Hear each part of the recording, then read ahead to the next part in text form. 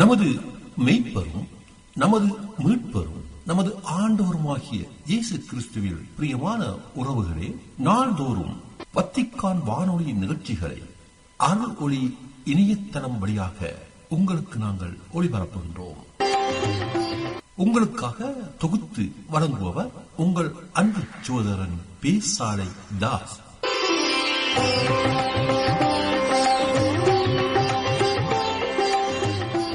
லௌதேத்தூர் இயேசுஸ் கிறிஸ்துஸ். இயேசு கிறிஸ்துவுக்கு புகழ். தமிழ் கூறும் நல்லுலகில் வாழும் அனைத்து அன்புள்ளங்களுக்கும் வத்திக்கான் வானொலியின் வணக்கம்.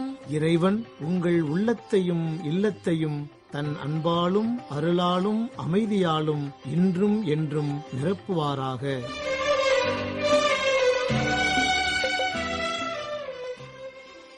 அன்பு நேயர்களே, எல்லாருக்கும் பிறப்பும் இறப்பும் ஒரே ஒரு முறைதான் வருகின்றது. பிறப்பு இறப்பு என்னும் இரண்டிற்கும் மத்தியில் வாழ்க்கை பனி போல் விரைவாய் கரைந்து விடுகிறது. இதில் வாழும் போதே மகத்தான பண்புகளுடன் வாழ்ந்து மாமனிதர்களாய் திகழ்பவர் சிலர். நாம் வாழ்ந்த வாழ்க்கை எப்படி அமைந்தது? பிறர் போற்ற வாழ்ந்தோமா அல்லது பிறர் தூற்ற வாழ்ந்தோமா என்று சிந்தித்து பார்க்கும் முன் காலம் நம்மை கொண்டு போய் விடுகின்றது.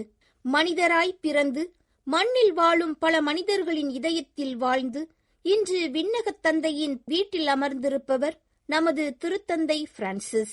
மாண்புடன் வாழ்ந்து இவ்வுலகில் கடைநிலையில் இருக்கும் மனிதர் உள்பட ஒவ்வொரு மனிதரும் மாண்போடு வாழப்பட வேண்டும் என்று தனது வாழ்நாள் முழுவதும் வலியுறுத்தியவர். ஹோர்கே மாரியோ பெர்கோலியோ எனும் இயற்பெயர் கொண்ட திருத்தந்தை பிரான்சிஸ் அவர்கள் 1936 ஆண்டு டிசம்பர் 17 அர்ஜென்டினாவில் பிறந்தவர். ஏப்ரல் 23 புதனன்று திரு அவையானது புனித ஜார்ஜ் திருவிழாவினை சிறப்பிக்கும் வேளையில் புனித ஜார்ஜின் பெயரை தனது இயற்பெயராக கொண்ட திருத்தந்தை பிரான்சிஸ் அவர்கள் தனது பெயர் கொண்ட விழாவினை இவ்வாண்டு விண்ணகத்தில் சிறப்பிக்கின்றார். பெயர் கொண்ட விழாவன்று திருத்தந்தை பிரான்சிஸ் அவர்களின் உடலானது திருத்தூதர் தூய பேதுரு பெருங்கோவிலுக்குள் கொண்டுவரப்பட்டு பொதுமக்களின் அஞ்சலிக்காக வைக்கப்பட்டது.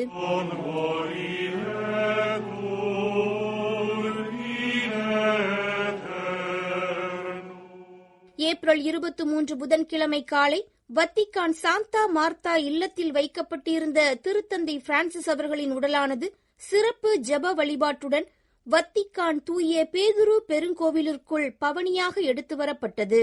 ரோம் உள்ளூர் நேரம் காலை 9 மணியளவில் சாந்தா மார்த்தா இல்லத்தின் ஆலயத்திலிருந்து எடுத்து வரப்பட்ட திருத்தந்தையின் உடலானது சாந்தா மார்த்தா வளாகம் வழியாக பவனியாக கொண்டுவரப்பட்டு தூய பேதுரு பெருங்கோவிலின் முன்புற நுழைவாயில் வழியாக ஆலயத்திற்குள் எடுத்துச் செல்லப்பட்டது. கர்தினால் கெவின் ஜோசப் ஃபரெல் அவர்கள் தலைமையில் இந்த வழிபாட்டு முறையானது லத்தீன் மொழியில் நடைபெற்றது. சாந்தா மார்த்தா ஆலயத்திலிருந்து பவனி ஆரம்பமாகும் முன் திருத்தந்தையின் ஆன்மா இறைவனில் நிறை அமைதி பெற சிறிய ஜெபம் ஒன்றினை எடுத்துரைத்தார் கர்தினால் Farrell. In nomine Patris et Filii et Spiritus Sancti. Santa Marta இல்லத்திலிருந்து வெளியேறும் முன் கடவுளின் ஊழியரான திருத்தந்தை பிரான்சிஸ் வழியாக கடவுள் கிறிஸ்தவ மக்களுக்கு வழங்கிய எண்ணற்ற கொடைகளுக்காக அவருக்கு நாம் நன்றி கூறுவோம். மறைந்த திருத்தந்தை பிரான்சிஸ் அவர்களுக்கு விண்ணகத் தந்தை தனது வான்வீட்டில் ஓர் இடத்தை வழங்க இறைவனது இரக்கத்தையும் தயவையும் நாடுவோம். அவரது பிரிவால் வருந்தும் திரு அவை குடும்பம், ரோம் தள திரு அவை, இறை மக்கள் அனைவருக்கும் இறைவனின் ஆறுதல் கிடைக்கப்பெற ஜெபிப்போம் என்று கர்தினால் ஃபரெல் அவர்கள் ஜெபித்தார். அதன்பின் கர்தினால் அவர்கள் திருத்தந்தையின் உடலினை புனித நீர் மற்றும் தூபம் கொண்டு ஆசிர்வதித்ததும் பவனியானது ஆரம்பமானது. மெழுகுதிரிகள் ஏந்திய பீடப் பணியாளர்கள் மற்றும் அருள் பணியாளர்களுடன் ஆரம்பமான இப்பவனியில் ஆயர்கள் மற்றும் கர்தினால்களை தொடர்ந்து திருத்தந்தையின் உடல் தாங்கிய பெட்டியை உதவியாளர்கள் சுமந்து வந்தனர். அவர்களை சுற்றி சுவிஸ் காவலர்களும் மெழுகுதிரி ஏந்திய வத்திக்கான் பணியாளர்களும் திருத்தந்தையின் உடலை தாங்கியிருந்த பெட்டியை சுற்றி உடன் நடந்து வந்து மரியாதை செலுத்தினர். பவனியின் போது ஆண்டவரே என்னாயர் என்ற திருப்பாடல் எண் 23, ஆண்டவரே உண்மையான கடவுள் என்பதை வலியுறுத்தும் திருப்பாடல்கள் 115 மற்றும் 116, பாவ மன்னிப்புக்காக மன்றாடும் திருப்பாடல் எண் 50, நம்மை பாதுகாக்கும் ஆண்டவர் உதவிக்காக இரக்கத்திற்காக மன்றாடும் திருப்பாடல் எண்கள் 120, 122, 131 போன்றவை பாடலாக லத்தீன் மொழியில் பாடப்பட்டன. சாந்தா மார்த்தா இல்லத்திலிருந்து புறப்பட்ட பவனியானது வத்திக்கான் தூய பேதுரு பெருங்கோவிலின் வளாகத்தை வந்தடைந்ததும் வளாகத்தில் கூடியிருந்த ஏறக்குறைய 20,000 மக்கள் இடைவிடாது கரவொலி எழுப்பி திருத்தந்தையின் உடலை வரவேற்றனர். ஏப்ரல் 20 உயிர்ப்பு ஞாயிறன்று இறுதியாக தனது மந்தையை சார்ந்த மக்களை சந்தித்து உயிர்ப்பு வாழ்த்துக்களை எடுத்துரைத்த மேய்ப்பர் இன்று உயிரற்ற உடலாக வத்திக்கான் வளாகத்தை வந்தடைந்ததும் மக்கள் துயரத்தால் வருந்தினர். திருத்தந்தையின் உடலிற்கு அஞ்சலி செலுத்தும் வண்ணம் நீடிய கரவொலி எழுப்பினர். வத்திக்கான் தூய பேதுரு பெருங்கோவிலிற்குள் திருத்தந்தையின் உடல் கொண்டுவரப்பட்டு பீடத்திற்கு முன் வைக்கப்பட்டது.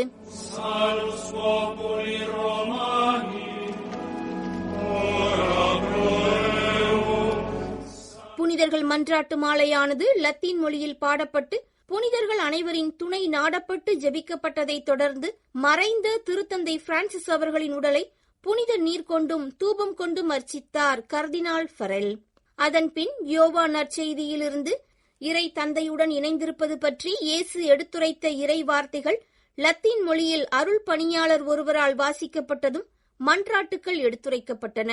மறைந்த திருத்தந்தை பிரான்சிஸ், திரு அவை, அனைத்து நாடுகளில் வாழும் மக்கள், பெருங்கோவிலில் கூடியிருந்த மக்கள் என அனைவருக்காகவும் மன்றாட்டுக்கள் எடுத்துரைக்கப்பட்டன. இறுதியாக விண்ணக தந்தையை நோக்கிய ஜெபத்திற்கு பின் திருத்தந்தையின் ஆன்மா இறைவனில் இளைப்பாறுதல் அடைய ஜெபமானது ஜெபிக்கப்பட்டு இஜ்ஜெப வழிபாடானது நிறைவிற்கு வந்தது. ஜெப வழிபாட்டிற்கு பின் திருத்தந்தையின் உடலானது பொதுமக்களின் அஞ்சலிக்காக வைக்கப்பட்டது. ஏப்ரல் 23 புதன்கிழமை ரோம் உள்ளூர் நேரம் காலை 11 மணி முதல் நள்ளிரவு 12 மணி வரையும், ஏப்ரல் 24 வியாழன் காலை 7 மணி முதல் நள்ளிரவு 12 மணி வரையும், ஏப்ரல் 25 வெள்ளி காலை 7 மணி முதல் மாலை 7 மணி வரையும் பொதுமக்கள் திருத்தந்தை பிரான்சிஸ் அவர்களின் உடலுக்கு இறுதி அஞ்சலி செலுத்தலாம் என்று தெரிவிக்கப்பட்டுள்ளது. ஏப்ரல் 25 வெள்ளிக்கிழமை ரோம் உள்ளூர் நேரம் இரவு 8 மணியளவில், இந்திய இலங்கை நேரம் இரவு 11:30 மணியளவில் கர்தினால் கெவின் ஜோசப் ஃபரெல் அவர்கள் தலைமையில் தனிப்பட்ட அளவில் நடைபெறும் சிறு ஜெப வழிபாட்டுடன் திருத்தந்தையின் உடல் வைக்கப்பட்டிருக்கும் பெட்டியானது மூடப்பட உள்ளது. ஏப்ரல் 26 சனிக்கிழமை காலை 10 மணிக்கு இந்திய இலங்கை நேரம் பிற்பகல் 1:30 மணியளவில் வத்திக்கான் தூய பேதுரு பெருங்கோவில் வளாகத்தில் திருத்தந்தை பிரான்சிஸ் அவர்களின் இறுதிச் சடங்கு திருப்பலியானது நடைபெற உள்ளது. இத்திருப்பலிக்கு கர்தினால்கள் அவையின் தலைவர் கர்தினால் ஜொவானி பத்திஸ்தா ரே அவர்கள் தலைமை தாங்க உள்ளார். திருப்பலியின் நிறைவில் திருத்தந்தை பிரான்சிஸ் அவர்களின் உடலானது மேரி மேஜர் பெருங்கோவிலுக்கு எடுத்துச் செல்லப்பட்டு அடக்கம் செய்யப்பட உள்ளது.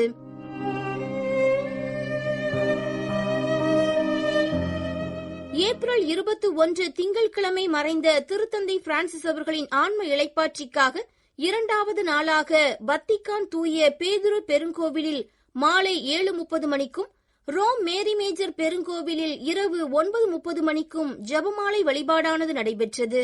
ஏராளமான மக்கள் இஜ்ஜெப வழிபாட்டில் கலந்து கொண்டனர்.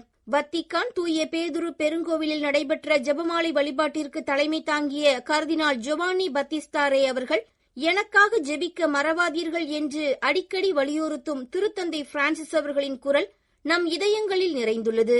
ஏமாற்றம் தராத எதிர்நோக்கின் திருப்பயணியாக திருத்தந்தை திகழ்கின்றார் என்றும், அவரது ஆன்ம இளைப்பாற்றிக்காக ஜெபமாலை ஜெபிப்போம் என்றும் கூறி ஜெப வழிபாட்டினை ஆரம்பித்தார். ரோம் மேரி மேஜர் பெருங்கோவிலில் நடைபெற்ற ஜெபமாலை வழிபாட்டிற்கு தலைமை தாங்கிய திருப்பீடச் செயலர் கர்தினால் பியத்ரோ பரோலின் அவர்கள் கூறுகையில், திருத்தூதர் பவுல் நமக்கு நினைவுறுத்துவது போல விண்ணகத்தை நோக்கி நமது பார்வையை உயர்த்தி கடவுளின் வலப்பக்கத்தில் அமர்ந்திருக்கும் இயேசுவை பற்றி சிந்திக்க நாம் அழைக்கப்படுகின்றோம்.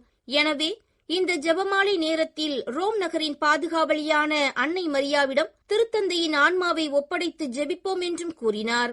ஜெபமாலையின் இறுதியில் திருத்தந்தை பிரான்சிஸ் அவர்கள் தனது துன்பங்கள் அனைத்தையும் உலக அமைதிக்காகவும் மக்களிடையே உடன்பிறந்த உணர்வு மேம்படவும் அர்ப்பணித்தார் என்பதை நினைவு கூர்ந்து கூடியிருந்த மக்களுக்கு ஆசீர் வழங்கினார் கர்தினால் பரோலின்.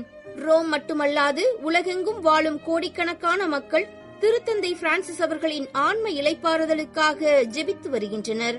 நாமும் தொடர்ந்து அவரின் ஆன்ம இளைப்பாற்றிற்காக ஜெபிப்போம்.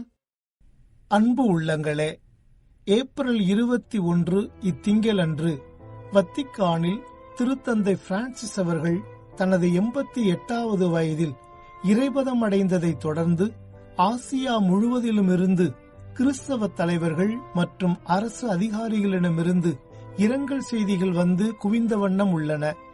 இந்த இரங்கல் செய்திகளில் பணிவு, இரக்கம், ஏழைகளுக்கான ஆதரவு, அமைதி, ஒன்றிப்பு மற்றும் சுற்றுச்சூழலுக்கான அர்ப்பணிப்புக்காக திருத்தந்தை பிரான்சிஸ் அவர்கள் பெரிதும் பாராட்டப்பட்டுள்ளார்.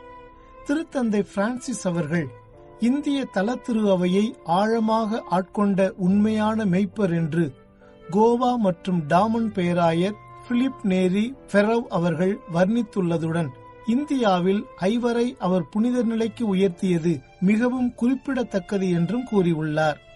திருத்தந்தை பிரான்சிஸ் அவர்களை அமைதி மற்றும் ஒற்றுமையின் கலங்கரை விளக்கம் என்று வங்காளதேச தலைவர்கள் அனைவரும் பாராட்டியுள்ள அதே வேளையில் கத்தோலிக்க திரு அவை சிறப்பு திருப்பலிகளை திட்டமிட்டது. மேலும் கடந்த 2017 ஆண்டு அவர் மேற்கொண்ட திருத்தூது பயணம் கிறிஸ்தவ சிறுபான்மையினருக்கு ஒரு வரலாற்று தருணமாக காணப்பட்டது என்றும் கூறியுள்ளனர். பாகிஸ்தானில் உள்ள கத்தோலிக்க மற்றும் சீர்திருத்த திரு அவையின் தலைவர்கள் திருத்தந்தை பிரான்சிஸ் அவர்கள் இரக்கம், ஏழைகள் மற்றும் மதங்களுக்கு இடையேயான உரையாடலில் கவனம் செலுத்தினார் என்றும் களம் மருத்துவமனை திரு அவை பற்றிய அவரது கருத்து ஊக்கமளிப்பதாக இருந்தது என்றும் குறிப்பிட்டுள்ளனர். தாய்லாந்து நாட்டிற்கான திருத்தந்தை பிரான்சிஸ் அவர்களின் திருத்தூது பயணம் ஆழமான அர்த்தமுள்ளதாகவும் ஒன்றிப்பை ஏற்படுத்துவதாகவும் இருந்தது என்பதை நினைவுகூர்ந்து அவரது மறைவிற்கு அந்நாடு இரங்கல் தெரிவித்துள்ளது. கொரிய தீபகற்பத்தில் திருத்தந்தை பிரான்சிஸ் அவர்களின் வருகை அமைதியை ஏற்படுத்துவதாகவும் ஆதரவளிப்பதாகவும் குறிப்பாக இளையோருக்கு பெரும் உற்சாகமளிப்பதாகவும் இருந்தது என்று நினைவுகூர்ந்து அந்நாடு அவரது மறைவிற்கு இரங்கல் தெரிவித்துள்ளது. திருத்தந்தை பிரான்சிஸ் அவர்களின் ஒன்றிணைந்த பயணத்தின் தலைமைத்துவ பாணியையும் 2019 ஆண்டு தாக்கத்தை ஏற்படுத்திய அவரது திருத்தூது பயணத்தையும் எடுத்துரைத்துள்ள கர்தினால் தார்சிசியோ ஈசவ் கிக்குச்சி அவர்கள் திருத்தந்தையின் மெய்ப்பு பராமரிப்பு ஜப்பானின் கத்தோலிக்க கிறிஸ்தவர்களின் இதயங்களை ஆழமாக தொட்டது என்றும் எடுத்துக்காட்டியுள்ளார். சுற்றுச்சூழல் மற்றும் ஓரங்கட்டப்பட்டவர்களை ஒன்றிணைப்பவராகவும் அவர்களுக்கு ஆதரவளிப்பவராகவும் திருத்தந்தை பிரான்சிஸ் அவர்களை எடுத்துக்காட்டி பாராட்டியுள்ளார் கர்தினால் வில்லியம் கோ ஜெங் சாய். திருத்தந்தை பிரான்சிஸ் அவர்கள் உலகளாவிய தார்மீக தலைவராக விளங்கினார் என்றும் பல்வேறு மத நம்பிக்கைகளுக்கு இடையே உறவு பாலத்தை கட்டக்கூடியவராக இருந்தார் என்றும் பாராட்டி தனது இரங்கல் செய்தியை பதிவு செய்துள்ளார் மலேசியாவின் பிரதமர் அன்வார். ஒன்றிணைந்த பயணம், வறுமை, சூழலியல் மற்றும் அனைவரையும் உள்ளடக்கிய தன்மை குறித்து அவரது படிப்பினைகளை பாராட்டி உள்ளதுடன் அந்நாட்டின் புலம்பெயர்ந்த தொழிலாளர்களுக்கு அவர் அளித்த ஆதரவையும் போற்றி தங்களின் இரங்கல் செய்தியை தெரிவித்துள்ளனர் பிலிப்பீன்ஸ் ஆயர்கள். திருத்தந்தை பிரான்சிஸ் அவர்களின் பணிவு மற்றும் எளிமையை பற்றி குறிப்பாக 2024 ஆண்டு இந்தோனேஷியாவிற்கு அவர் மேற்கொண்ட திருத்தூது பயணம் குறித்து நினைவுகூர்ந்த அதன் தல திரு அவை தலைவர்கள் அவரது முன்மாதிரியான வாழ்வு உலகளாவிய தாய் திரு அவையை சேவைக்கான மையமாக மாற்றியது என்றும் தங்கள் இரங்கல் செய்தியில் எடுத்துக்காட்டியுள்ளனர். திருத்தந்தை பிரான்சிஸ் அவர்கள் அமைதி மற்றும் நீதிக்கான துணிச்சலான குரலாக ஒலித்தவர் என்று அவரை நினைவுகூர்ந்துள்ள கிழக்கு திமோர் தலைவர்கள் அவரது திருத்தூது பயணம் மக்கள் மீது ஆழமான உணர்வுமிகு மற்றும் ஆன்மீக தாக்கத்தை ஏற்படுத்தியது என்றும் தங்கள் இரங்கல் செய்தியில் சுட்டிக்காட்டியுள்ளனர். இறுதியாக திருத்தந்தை பிரான்சிஸ் அவர்களின் மரபு, இரக்கமுள்ள தலைமைத்துவம், ஒதுக்கப்பட்டவர்களுக்கு சேவை செய்தல் மற்றும் மதங்களுக்கு இடையேயான நல்லிணக்கம் மற்றும் சுற்றுச்சூழல் பொறுப்புக்கான துணிச்சலான அழைப்பு அனைத்தும் ஆசிய மக்களின் நல்லுள்ளங்களை கொள்ளை கொண்டுள்ளன என்பதை ஆசியா முழுவதிலும் உள்ள கிறிஸ்தவ தலைவர்கள் மற்றும் அரசு அதிகாரிகளிடமிருந்து வெளிப்பட்டுள்ள இந்த இரங்கல் செய்திகள் நமக்கு எடுத்துரைக்கின்றன. அடுத்து சீனாவில் உள்ள ஹாங்காங் கத்தோலிக்க கிறிஸ்தவர்கள் தங்களின் சிறப்பு வழிபாட்டில் திருத்தந்தை பிரான்சிஸ் அவர்களை நினைவுகூர்ந்து அவரது ஆன்மா நிறையமைதி பெற இறைவேண்டல் செய்துள்ளனர். சீனாவில் கத்தோலிக்கர்கள் கோவில்களில் ஒன்று கூடி இறைவேண்டல் செய்தும் சமூக ஊடகங்களில் திருத்தந்தை பிரான்சிஸ் அவர்களின் மறைவு குறித்தும் இரங்கல் செய்திகளை பகிர்ந்து கொண்டனர். அப்போது ஒரு நல்ல மெய்ப்பரை தாங்கள் இழந்துவிட்டதாக கூறி தங்கள் வருத்தத்தை வெளிப்படுத்தினர். திருத்தந்தையின் இந்த மறைவு என்பது ஒரு நல்ல மெய்ப்பர் தனது மந்தையை ஆசீர்வதித்த பிறகு விண்ணக வாழ்வை நோக்கி புறப்படுவதற்கான ஓர் அடையாளமாக அமைந்துள்ளது என்று கூறினார் குவாங்டாங் மாநிலத்தில் உள்ள ஓர் அருள்பணியாளர். கர்தினால் ஸ்டீபன் சோவ் தலைமையில் ஹாங்காங் தல திரு அவையில் செலுத்தப்பட்ட அஞ்சலியில் திரு அவைக்குள் மதங்களுக்கு இடையேயான உரையாடல், அமைதி மற்றும் சீர்திருத்தத்தை ஊக்குவிப்பதற்காக திருத்தந்தை பிரான்சிஸ் அவர்களை பாராட்டிய அவர் கடந்த 2023 ஆண்டு செப்டம்பர் மாதம் மங்கோலியாவிற்கு திருத்தந்தை மேற்கொண்ட திருத்தூது பயணத்தின் போது அங்கு அவர் சீன கத்தோலிக்கர்களிடம் உரையாற்றியதையும் நினைவுகூர்ந்தார்.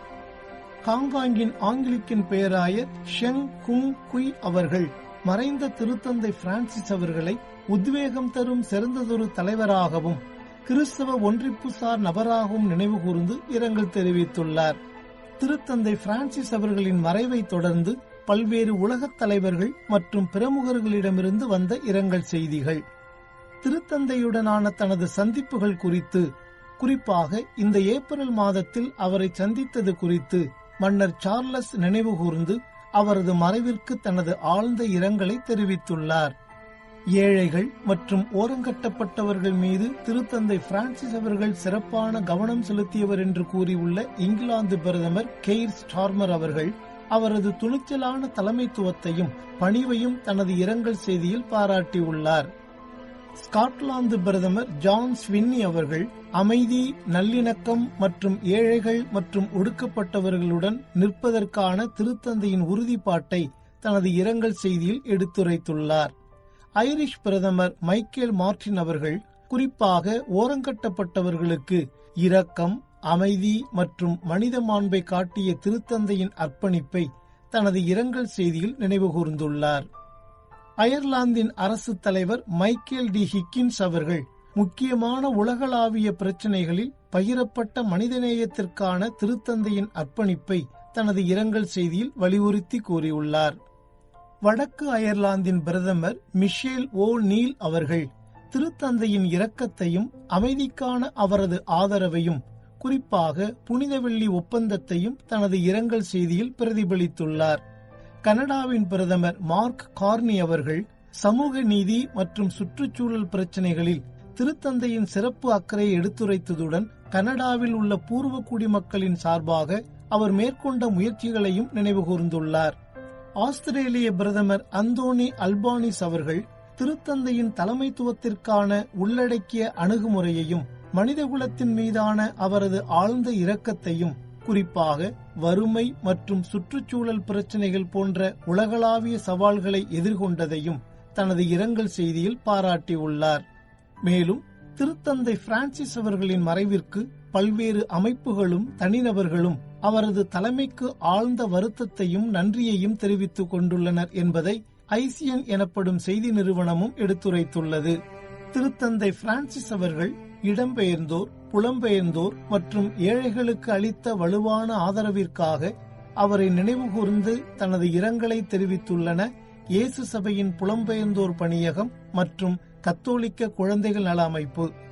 பாக்ஸ் கிறிஸ்டி எனப்படும் அனைத்துலக கத்தோலிக்க அமைதி இயக்கம் மற்றும் பிற அமைப்புகள் வன்முறைக்கு எதிரான திருத்தந்தையின் நிலைப்பாட்டையும் தீவிர அகிம்சை மீதான அவரது முக்கியத்துவத்தையும் தங்கள் இரங்கல் செய்தியில் எடுத்துக்காட்டியுள்ளன. நேயர்களே, இத்துடன் வத்திக்கான் வானொலியின் தமிழ் ஒலிபரப்பு நிறைவு பெறுகின்றது. உங்கள் செவிமடுத்தலுக்கு நன்றி, வணக்கம். இதுவரையும் நீங்கள் செவியுற்றது வத்திக்கான் வானொலியின் இன்றைய நிகழ்ச்சிகள். மீண்டும் மற்றொரு வத்திக்கான் வானொலி நிகழ்ச்சியில் உங்கள் அனைவரையும் சந்திக்கும் வரை அன்பு விடைபெற்றுச் செல்வது உங்கள் அன்பின் பேசாலை தாஸ்.